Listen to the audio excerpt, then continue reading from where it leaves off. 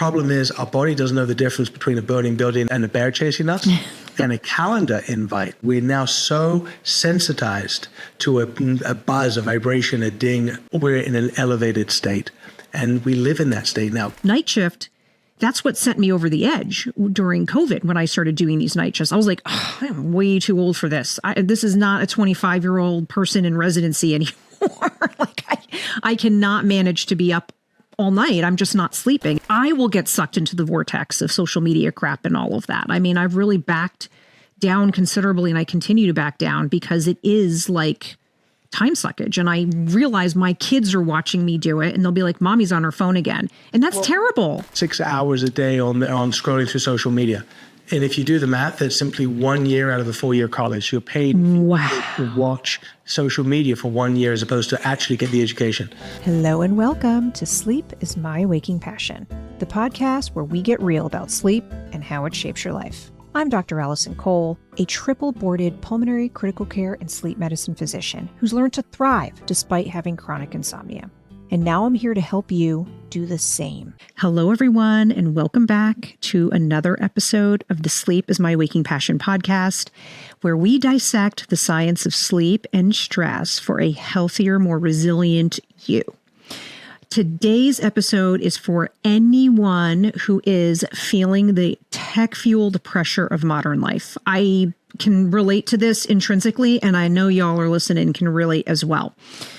And for those of us who are wondering what truly fixes stress at its core, and that is why I'm very excited to introduce my guest, who is Mr. Justin Hai. Did I say that correctly? Yes. Yeah. So he is the president and he's the CEO of Rebalance Health.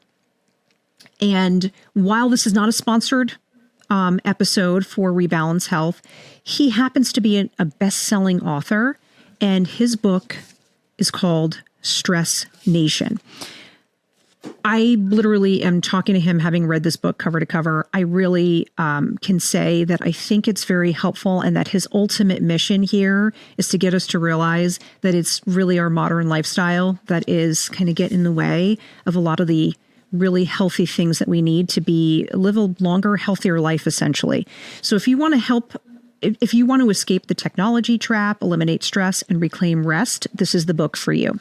So one of the things that really stuck out in my mind, Justin, that you did that I thought was so great is you're not intrinsically a scientist, but you've really taken the material that's out there and try to synthesize it in a way that's really an actionable step, but also very relatable. And one of the major hormones that we hear a lot about is, oh, I must have high cortisol. I'm very stressed. You know, it's the stress hormone. And so it almost starts to get this negative connotation, like, oh, well, if my cortisol was a certain way, then I'm going to be a certain way. And cortisol is actually a very useful and protective hormone, and we have it for a reason. So I love the fact that you really are looking at, what is at the crux of all the stress that we have. And it's not to demonize cortisol as an intrinsic hormone that we need to survive, but rather to look at modern civilization and how we've constructed our lives in a way that are really, that's really the true villain here, right? That's really what we are getting at the crux of. And how do we do better with managing modern society and our obligations of living in this world and kind of find a way to manage that stress despite it all. So thank you so much for being on the show. Thank you for having me. So I want to kick it off by having you walk me through what you want the audience to know about the function of cortisol in the body. Yeah, absolutely. Well, first of all, I love what you said that we all hear about. It's cortisol.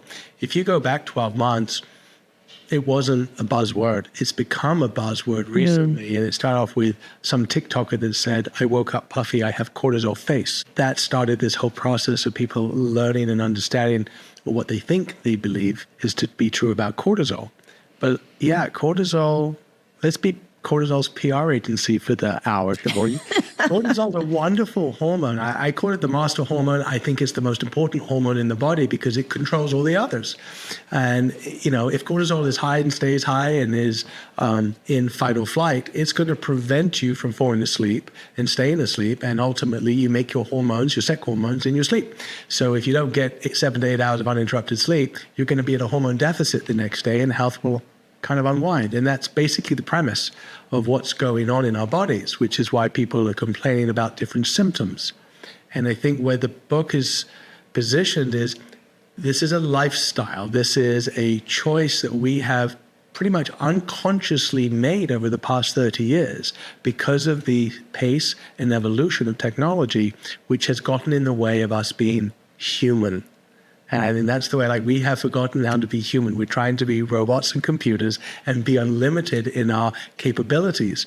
And there's a very long period of time in the past 30 years where stress and lack of sleep was a badge of honor, especially CEOs and C-suite. It's not a badge of honor. Could you imagine driving your car with your family and loved ones when you've only got 3 hours of sleep and now you're running your companies making equally important decisions on just as little sleep? Surely those decisions can't be that great. And so I think everything is compromised in our bodies when we don't sleep. And we run to sleeping pills and we run to sleeping medications and we run to all kinds of other things. Cortisol hasn't been the culprit that most people run to historically. And I think now it's becoming more mainstream. And now it's come too far the other way. Everyone's talking about cortisol and, like you said, demonizing it. But it's such an important hormone. It regulates our blood sugar levels, our sleep-wake cycles, it helps our immune response. There's so many wonderful things that cortisol does to support our health and our vitality. And when it's elevated, it's still the hero of our body. Why? Because it's our body's alarm system. It's telling us when we should be extra alert because it believes that we're in danger of some sort. Hearing from you is really to look at cortisol, and if you're feeling that stress, which you're feeling that stress in that sort of, we all know what it's like when our cortisol peaks because there's some emergency that has happened. We know what it feels like to have catecholamines running through our body, that epinephrine and norepinephrine going crazy. What I'm hearing you say is, listen, it's a signal. It's a sign. Let's pay attention to it. It's your body's way of saying, I'm not okay with what's happening. Right. And what's happened over the past 30 years is technology, phones, computers, emails, etc., have desensitized us to be aware of that elevated cortisol levels. We think now it's normal. And it's normalized stress. It's normalized high cortisol. So we're not quite as kind of aware that we used to be. And I think now it's kind of getting to a tipping point where everyone's like, "This, I can't function like this anymore. It is too much." And now people are beginning to realize what's going on. Cortisol is your body's alarm system. It tells you when you're in danger. The house is on fire. A bear is chasing you, right? It's supposed to get you into an alerted state. Adrenaline kicks in, boom, you're off, like you said, and you're doing whatever you need to do. The problem is our body doesn't know the difference between a burning building and a bear chasing us and a calendar invite. And that's what's happened. We're now so sensitized to a buzz, a vibration, a ding, anything. Until we know what that's about, we're in an elevated state.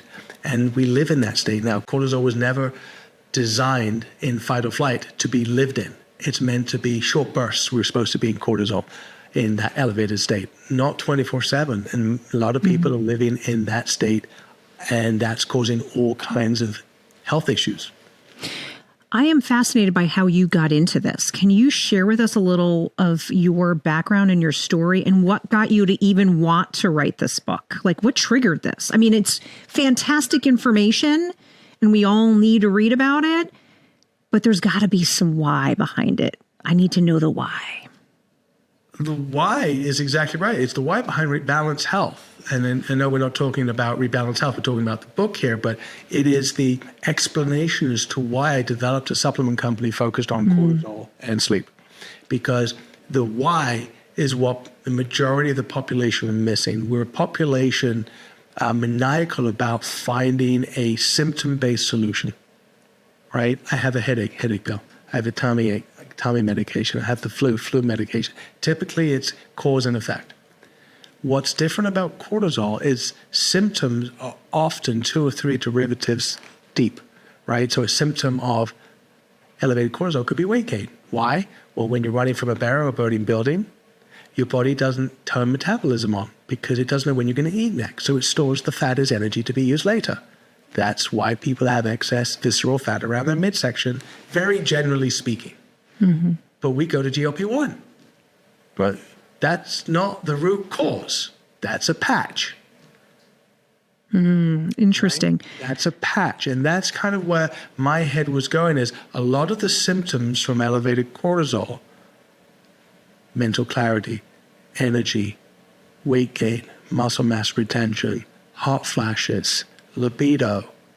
Yeah, there's plenty of situations in where those can be isolated and there's issues. But if you look at what's happened over the past 30 years, from the mid-90s basically to where we are today, what has changed is the pace of our life and technology, which has disrupted our sleep. And sleep is where we make our hormones. And if you're in a hormone deficit, all those symptoms will show up. So for the majority of people, it's simply an addiction to technology, or I should say an addiction to content, because that's truly what we're addicted to. We want information, whether it's entertainment, news, weather, social, what have you. It's that content that we get that gives us that fake dopamine rush, and it never satisfies us. So we're constantly looking, and every single week, month, year, that addiction gets stronger and stronger, and we have to break the cycle. Technology is not going anywhere, but we do need to understand the cause and effect that technology has on our circadian rhythm, and ultimately our sleep, our hormones, and our health. So speaking of circadian health and sleep, one of the things that we were talking about in full transparency is that I was like, okay, let me come at this thinking. I went into the book as a sleep nerd who loves to read about sleep and talk about sleep and really understand the nuance of it. And when I was looking through it, I was reading the chapter on sleep. I could see these layers where I was like, I don't know that I quite align with exactly what that says. But what we were talking about before we started taping, and I think is really important for the listeners to know, is that even though it may not be 100% the latest and greatest and the latest discussions, because these things morph and change over time, the general principles are indeed pretty accurate. And it also goes to show that you, not as a person who's studied sleep and, has a medical degree, because that's not you, it made me realize that I, as a clinician, need to take a step back and go, wait a minute, this is a person who's getting this information and trying to synthesize what's out there. So if there's stuff here that probably we should kind of clarify, because that's a good plan, right? If I'm not communicating effectively, that's a problem. And I think us, in the medical community, sometimes we're really good one-on-one with people, but we're just not so good talking on social media. A lot of us don't feel that comfortable with it. So can we make messaging better around it? And so taking that stance, there was a couple things I just wanted to mention. One of the things in the book that you talk about, and you're absolutely right in terms of mucking up our circadian rhythm, is we have these ebbs and flows in our cortisol level. It's not straight and linear. And one of the things that helps get us awake in the morning is that we have our cortisol sort of peak in the AM, and then things are supposed to kind of calm down. Sometimes that cycle can get messed up with circadian rhythm. One of the things that you had commented on in the book was about folks that tend to push their bedtime real late, sleep in real late. I think if you're naturally biologically inclined to be more of a person who is morning, or what they call a chronotype, either a morning person or more person who majority of us fit into the intermediate zone, where a decent wake up in the morning is going to kind of get us through the day. That makes a lot of sense. I think the trick is to make sure that people who are reading your book, who know that a delayed sleep phase is a real phenomenon. So for those of us who are listening, Delayed sleep phases, basically, think of it as you are naturally, everybody else wants to go to bed 9, 10 p.m. You're not ready to go to bed. Maybe you even want to go to bed as late as 2 a.m., right? You're just I want to stay up late. I got all my energy now. Everybody else is winding down and I'm revved up. And then you really need your sleep. So everybody else is awake and starting the rest of their day because they went to bed a lot earlier than you.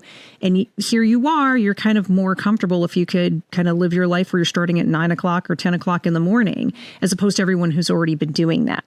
And so I think it kind of really, it's just important to know that if you can live as close to in alignment with your natural circadian predilection, I think there's going to be much less of an impact on cortisol per se, or not just looking at measurements of hormone, but your stress level related to that because you're living in alignment. Technology and our modern lifestyle have an awfully easy ability to get us out of that circadian alignment, is how I kind of look at it. What do you think about that? I completely agree. My philosophy has always been, ideally, you want 7 to 8 hours of uninterrupted sleep. That's it. And some people will go to bed early, and some people will go to bed late. And I agree. I'd love to ask how you advise people in emergency services, right? Or people that are on night shifts, as how they handle it. Because there's, I know the medical industry is beginning to back off, but they used to be, right? You did long shifts and basically thrived off being sleep deprived, and then you would catch up or rest and then go back. Speaking of that badge of honor, I know it. My chief medical officer was telling me horror stories about what he had to go through. And he's like, oh my goodness. And over the years, I think he said they're getting better and better at recognizing that they need sleep and it shouldn't be so long and drawn out. But what would be your advice for somebody trying to manage their high cortisol levels in positions like firefighters or emergency services or EMTs that often have these high stress situations and find it very difficult to get back to sleep? What would be your recommendations? Justin, I love that you asked that because I actually had the rare opportunity to actually interview a real-time firefighter who happens to be a seasoned guy. Like, he's been doing this 20-something years. Yeah. And so he comes with all this experience trying to teach the newbies, like, you got to prioritize your rest. Some of the things that he told me that have worked for him and that I would suggest, not just based on his suggestions, but just because they make sense. They do work in shifts often. And sometimes those shifts are crazy. It might be like 24, 48 hours. Literally, they set up camp, like they have their bed. They are living at the firehouse during that time. And so during those times, they could have hours where things are kind of calm, and then they may be call after call, or they're just trying to get back to sleep or waking up, just like you're saying. And then there's times when they're off. So one of the things for people who are not necessarily suffering with difficulty with sleep, but it's more access to sleep time, is when you do get that downtime, if you can indulge yourself and make sure that you do your best, not that you can truly, quote, catch up with sleep, but if you have the flexibility in your circadian biology to be able to, when you're tired, be able to shut your eyes and get that rest. Some people may thrive on having naps. It may be fragmented. It may not be as long as we love.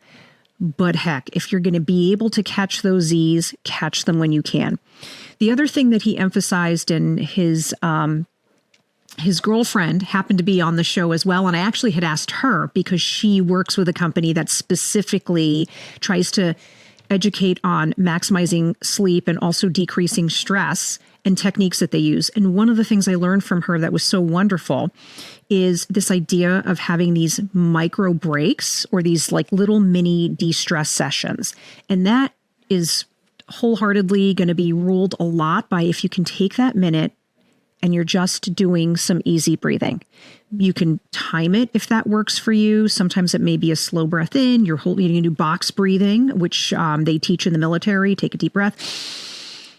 4 seconds in, hold it for 4 seconds, out for 4 seconds. And you sort of sit in stillness and just let yourself be. If you can do those little micro breaks, throughout the day, it tends to lend it. It's just like a little mini decompression so that when you can then allow yourself to sleep. Also, the other thing that can sometimes help, and this works both for people who are in that more high acuity situation or those people who are doing night shifts, is this concept of anchor sleep. What I mean by that is when I have patients that they have to live a life during their work week that's a certain hour. But then you have real life, right? And then you have stuff you got to do, family outings, socialization, going to the grocery store. And so that's going to be at a different time. Can you create a time that's when that you actually are able to sleep naturally through your shift, but also you can also steal some of those or marry some of those hours, that might be a better word, where you're sleeping at the same time, even when you're off and kind of living a life that might be a little bit different than what you do. So you're saying that it's important to have consistency in your sleep patterns. It's as consistent as you can make it, but there's consistency and there's ideal, and then there's the real world. And quite frankly, I have yet to meet folks that, there are night shift folks that their circadian biology is really aligned to this shift. They're really, they might be that sort of really delayed sleep phase kind of person who really thrives in the evening hours. And so they may do great with that shift, and because they can kind of sleep in late, which is what their preference is. And so they may not really suffer from working a shift the same way that someone like me, who is a very kind of inflexible biology, and I need to get up at the same time every day, and I am definitely not one to sleep in late, just not my circadian rhythm.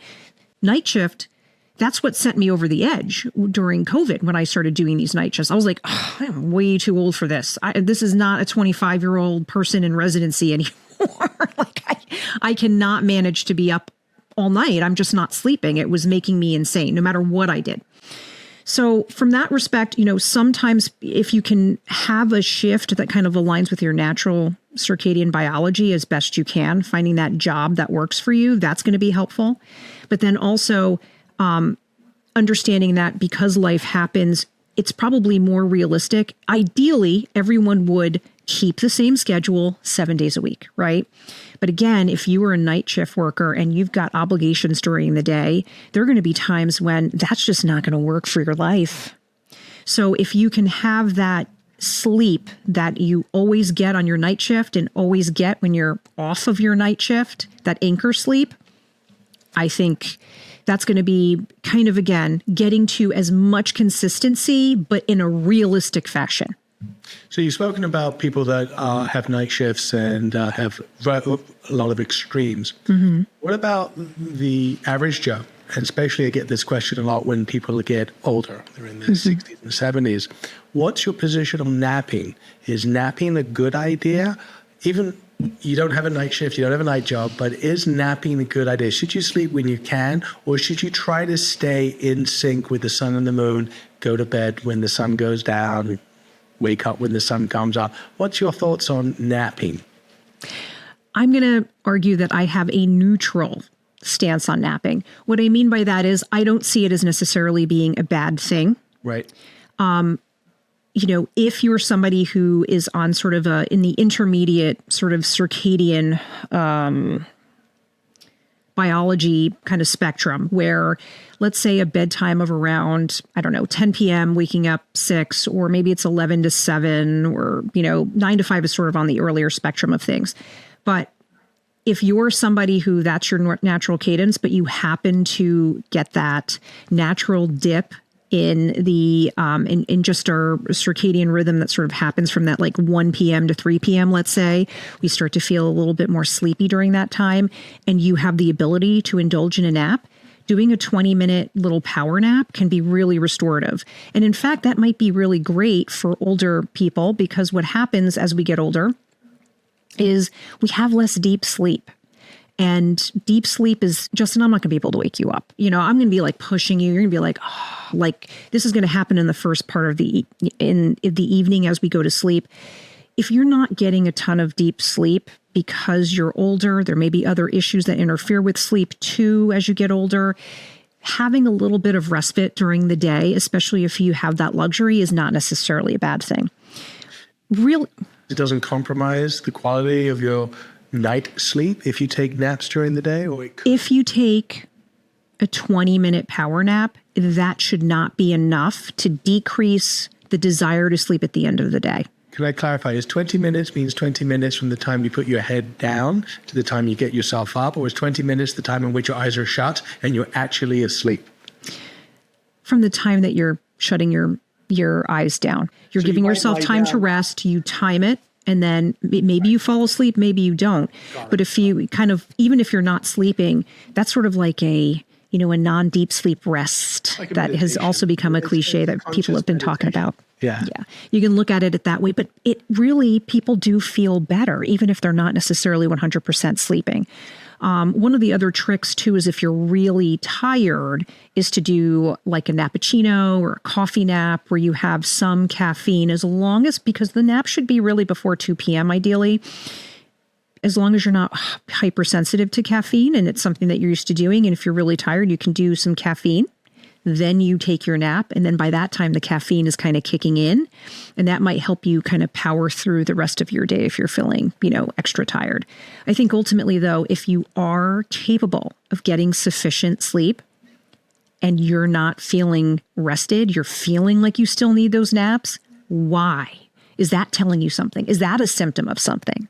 Yeah. Right? And maybe it could be because you're just very revved up and have high stress, but usually that impacts your quality of sleep at the end of the day because you've been like a ball of stress all day. Yeah. And again, technology playing a really big part of it because we're accessible at our fingertips, right? If you think back to, and I like to reference this in the book a lot, if you go back to the 70s, the 80s, and even the early 90s, we had endings to our days. We had endings to different phases of our days because we weren't on call 24/7 with pages and iPhones and all the technology we have.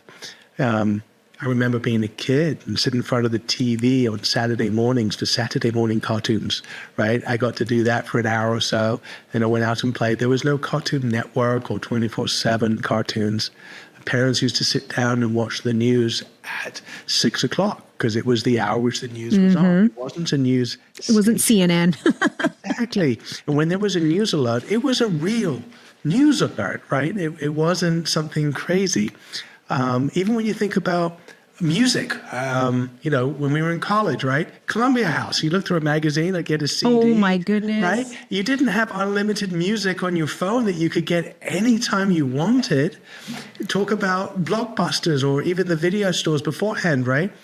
You'd go to the video store to choose a movie with your family, at least what I did, and there might be 2 or 3 or 4 copies of that video behind the cover. And if you were lucky, you got to watch it. If you didn't, you had to come back next week because someone would have returned the video. Flash forward to where we are today, we're spoiled. We have everything at our fingertips. Movies, ballets, theaters, everything's been digitized. Every song ever made is now available on your fingertips. All you have to do is search for it on your phone. And that is an addiction of itself because we're naturally curious. We thrive off information and knowledge and entertainment. And it's almost like information overload. It's too much. Well, we haven't learned how to be human. We've learned to be addicted to the device, but we've forgotten we're human. And as a doctor, you know what I mean. We're human. We need sleep. We need light. We need food. We need water, right? We need human contact. We need interaction. So can you give... taking that away from us. Yeah. Can you give my listeners some easy, real, actionable tips that you recommend right now that they can start to really be examining, their relationship to their devices and technology, and maybe learn to start to de-stress? Yeah, I think it's easier for people my age, 40s, 50s, 60s, because we know what it was like before. Right. Well, we're the Gen X generation, yeah. Right. We're the spoiled ones. We probably had the best of it, right? We really did. And normally I end podcasts when people ask me, what's my favorite tip? My favorite tip is to go play go flirt, go play, go be with the ones that make you happy and smile and laugh and giggle, because that's the best medicine you can possibly get for your cortisol. Smile, hug your pets, hug each other, go have fun and play, go flirt, go do something like that.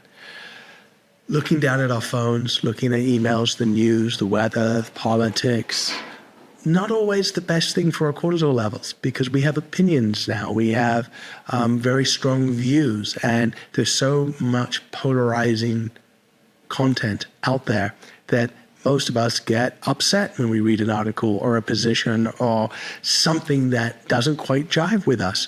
So the best tips I have is try to separate yourself from your device. And the first thing, I'm sure you preach this all day long, is put the technology in a different room than your bedroom. Do not put technology in your bedroom. Your bedroom is for sleeping and for intimacy in a very simplistic way. And if you train your body to read books and to do work and to look at phones, that becomes associated with maybe anxiety, maybe stress, maybe depression. And you want your bedroom to be a sacred place that you know is your safe space that you can fall asleep and go. So technology doesn't belong in the bedroom whatsoever. Also, you don't want the EMFs and all the frequencies and all the buzzing and the vibrations and all the other things that could happen to wake you up if you're sleeping. Interesting, because I actually do not tell my patients, oh, you can't, you have to definitely eliminate the technology 100%. In fact, I keep my phone as my little alarm because it's connected to my Hatch that gently wakes me up in the morning. I love that thing. It's a sunrise alarm clock, guys, for those of you who don't know what Hatch is. But the reason I don't is because I completely intrinsically understand what you were getting at when we talk about addiction to technology. But depending on the situation, sometimes I think for that particular individual, having a little bit of tech time sometimes is kind of their pacifier, their wind down routine. And it's funny because I've seen this over and over again. And there's some literature that actually supports that if the motivation is that by scrolling through TikTok feeds or YouTube videos of cats or what have you, helps you feel like you can get into a state that you're actually relaxing, as opposed to getting yourself all revved up, that it's having the opposite effect. In your particular situation, it might not be the worst. But I think the key is it has to be hopefully out of the bed, ideally, if you have that available to you, because you have a space that you can do this before you get into bed. Completely agree. Bed is for nookie and for sleep. That is it. And putting a timer on it. I mean, that's what I tell them. I'm like, really try. And I do this myself because I will get sucked into the vortex of social media crap and all of that. I mean, I've really backed down considerably, and I continue to back down because it is like time suckage. And I realize my kids are watching me do it, and they'll be like, Mommy's on her phone again. And that's terrible. If anything, it's like the example you set for little people in your life. Spend 6 hours a day on scrolling through social media. And if you do the math, that's simply 1 year out of the 4-year college. You're paid to watch social media for 1 year as opposed to actually get the education. Look, there's always exceptions, and I never say this is a must-have. Everyone makes their choices. Yeah. But the general category is basically sleep hygiene, right? And very few people have the willpower not to be picking up their phone the moment they wake up and look at their emails, look at their feeds, look at their social media. And so for me, I don't. It's easy. I refuse. You are one of the few, right? The majority, the average person touches their phone 2,600 times a day, and the heavy users over 3,000 times a day. They touch it, constantly touching it, right? Wow. So for me, I just simply remove social media from my phone. I just don't have it on my phone. If I want to look at social media, I'm at my computer. Oh, interesting. That's a really good tip. It's not just there, right? Because that is too easy. And yeah, I have teenage kids, and, I go to bed every day between 8:45 and 9 o'clock every day. I wake up every day at 4:30 and I'm at the gym by 5. That's just the way my body is designed. Like you said, even on the weekends, I don't even need an alarm clock. My body wakes up and my body goes to sleep. It's just been trained that way. But I'm a parent, and until I hear the garage door open and close, I'm not really asleep. I'm asleep, but I'm awake. I'm like in a very light sleep, shall we say, because until they're home and they're safe, I'm not feeling that I can truly get into the sleep that I need. That's the reality. There's medical speak, yes, 7 to 8 hours uninterrupted sleep, but there's realities of life, like you spoke to for the workers that have night shifts. So yeah, what I did was I removed social media from my phone. Simple as that. I'm on my computer, I'm at my desk, I'm at where I should be looking at it. When I'm with my family, friends, I'm out, I'm no longer fubbing, right? I'm no longer looking at you, but then looking at my phone and justify, well, I got to just check this. I got to look at this, right? Because people do that all the time, right? It's become social norm that, and now you're not fully engaged. The phone is a distraction. So by making it purely a tool for convenience for me as opposed to an addiction, which I believe my life for me has become better and I've become more present, more aware. I think human interaction is important as well. And I encourage and teach my kids all the time, have conversations, go meet your friends. Let's get off Snapchat. Let's get off social media and talk, that way. Learn to interact with humans because reading body language is an art form. Learning how to talk to someone, look at their eyes when you're talking to someone is an art form that I think is slowly dying because there's too much screen time in the young, as far as I can tell. And the schools aren't helping. The schools are giving out screens left, right, and center, mandating you have to be online to do the homework, to get the assignments. Reading books are becoming less important, and reading the PDF and the script on the screen is becoming more of a thing. So I don't know, there's some old skill sets that we were taught, like flirting and dating, that I think have gone away. And I think those are the things that I encourage people to do the most is go play, go flirt, go have fun, go be silly, go be human, go get dirty, go play in the snow, the mud, go for a walk, go do that. Get off the couch, get away from the screen and go enjoy this beautiful planet and each other. Technology is not going anywhere. And we need to learn. I think we've been spoiled. It's the new shiny toy. 30 years, it's been the new shiny toy. Now we need to learn how to use it as a tool. So our new shiny toy should be human connection. That's what I'm hearing from you, and I think that's wonderful. 100%. Go do some silly stuff that you would have done as a teenager that you think you're too mature for now, and go see how your spirit lifts, your smile beams, your energy changes, and you're like, wow, I feel so vibrant. Versus sitting on a chair looking at a screen at someone else's fake life. Because no one really posts what they really feeling on social media. They post what they want you to see about their life. This is such fantastic advice. Please, everyone, go ahead, go grab this book, and please check out his website, okay? So if you are interested more in supplements, Justin has a slew of supplements, and he actually has data to back up these supplements. So that's not the kind of directive of this particular episode, but I'm going to encourage you to support what he's doing. He has a really strong message. And guess what? Other than the cost of the book that I recommend that you read, it's virtually free to have a nice conversation. Right? With another human being. It's wonderful. And the irony is we're doing this using technology too. That irony is not lost. But if you go to stressnationbook.com, I have a lot of free content on there. If you go to the Stress Nation YouTube channel, I made a 2 to 3 minute video of each chapter. Again, completely free. The whole idea behind this is to share information. Some you may agree with, some you may not. That's totally fine. The idea is to try and help people live a calmer, more restful life and learn how to manage this new shiny toy called technology. Thank you so much. This has been really fun. Thank you so much.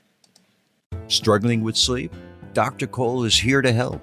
Whether you need a comprehensive sleep coaching program, suspect you have sleep apnea, or simply seeking a second opinion, she's available for consultation in New Jersey, New York, California, and Georgia, with more states coming soon.